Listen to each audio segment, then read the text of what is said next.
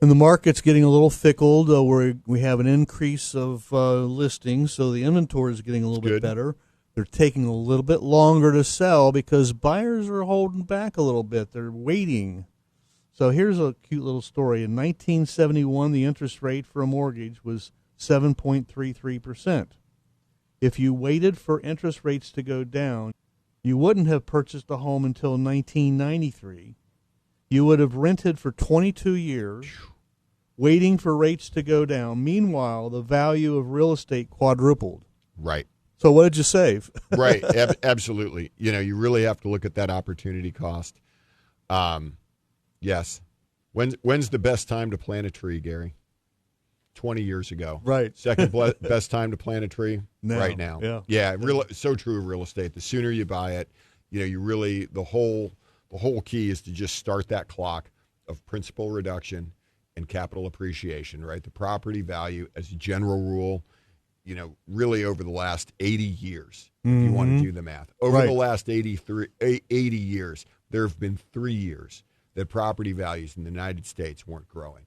So, betting against a 77-3 bet, just not a smart good bet. odds. Right. Not it's very not. good odds. And so you really just have to understand that the key point is just buy the real estate and let it get to work.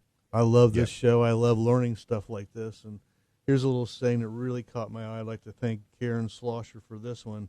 It's what you learn after you know it all that counts. That's exactly right. There's always new information out there for all of us, and we have to keep our eyes peeled for it and pay attention to it. Yeah. So. Not everyone is a good candidate for buying a house. Absolutely true. Such a good point. And yes, the American psyche has been focused for generations on the idea that homeownership was absolutely key, but the reality is homeownership is not for all people. Again, goes back to what I just said. There are no one-size-fits-all perpetually true statements in the world. That there's situations to it. And you're right, people may not have the skill set or the finances to be able to weather, some of the financial ups and downs that homeownership can bring, right? There can be, financial challenges to owning a home, et cetera. So it really is something that needs to be considered individually. Although as a general rule, yes, real estate will probably go up.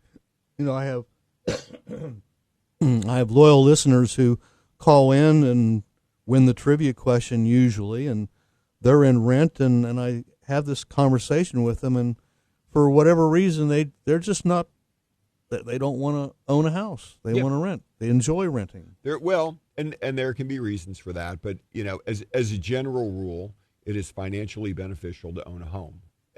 But if you don't have that disposable income to manage it, an emergency or what have you, like maybe it's not for you. But I would say in general, I encourage it.